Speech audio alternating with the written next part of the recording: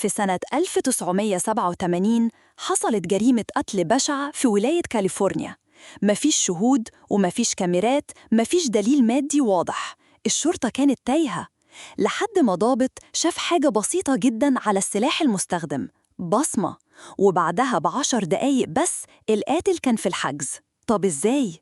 يعني إزاي بصمة صباع ممكن تكون أقوى من 1000 شاهد؟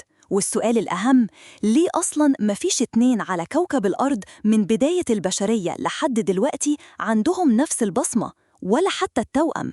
ليه كل واحد فينا جايب بصمة مختلفة كأنها توقيع خاص من ربنا؟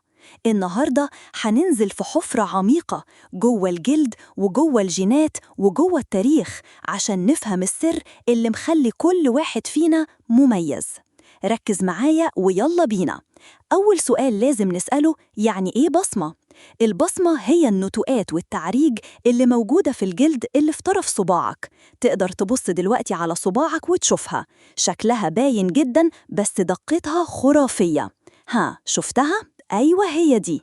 البصمة مش بس مجرد خطوط، دي خريطة محدش على الكوكب عنده زيها.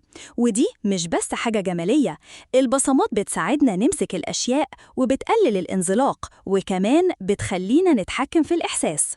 بس السؤال اللي محير العلماء من زمان، ليه البصمات مختلفة من شخص للتاني وبتتكون إزاي؟ في الفيديو ده هقولك إزاي أقدم استخدام للبصمات يرجع لأكتر من 2000 سنة. في الصين القديمة كانوا بيستخدموا بصمات الصوابع في العقود، وفي العراق لقوا ألواح طينية من سنة 1000 قبل الميلاد عليها بصمات واضحة. لكن الاستخدام الحديث للبصمات في التحيات بدأ في القرن ال19، تحديداً سنة 1892 في الأرجنتين. محقق اسمه خوان فوسيتيتش استخدم البصمات لأول مرة لحل جريمة قتل أم وطفلها. المتهمة أنكرت، لكن البصمة قالت الحقيقة. من بعدها البصمات دخلت رسمياً عالم الجريمة، بس لسه ما حدش كان فاهم ليه مفيش بصمتين زي بعض. قبل ما نجاوب على السؤال ده، أتمنى تعمل لايك للفيديو وتشترك في القناة علشان يوصلك كل الفيديوهات الجاية. البصمات دي يا سيدي بتبدأ تتكون وانت لسه جنين في بطن مامتك، وتحديداً من الأسبوع ال10 لل16. التعريج دي بتتأثر بحاجة غريبة جداً، زي حركة الجنين وكمية السائل الأمينوسي وطريقة ضغط الجنين على جدار الرحم كمان. يعني لو في توأم متطابق بيشاركك نفس الجينات، ممكن يكون الفرق في زاوية صباعه جوه الرحم خلى بصمته تختلف عنك. يعني الموضوع مش جينات بس، ده جينات وظروف بيئية فريدة. سبحان الله. علشان كده احتمال وجود شخص تاني عنده نفس البصمة 1 من 64 مليار، وده رقم بيخلي مستحيل عملياً إن 2 يتطابقوا. هتيجي تسألني سؤال مهم، هتقولي طب لو البصمة قوية كده ممكن حد يزورها؟ هقولك في محاولات، في ناس عملت بصمات سيليكون طبعوها 3D، بس الأجهزة الحديثة بقت تقدر تفرق بين البصمة الحقيقية والمزيفة، لأنها مش بتقيس الشكل بس، لكن كمان العمق والحرارة والنبض.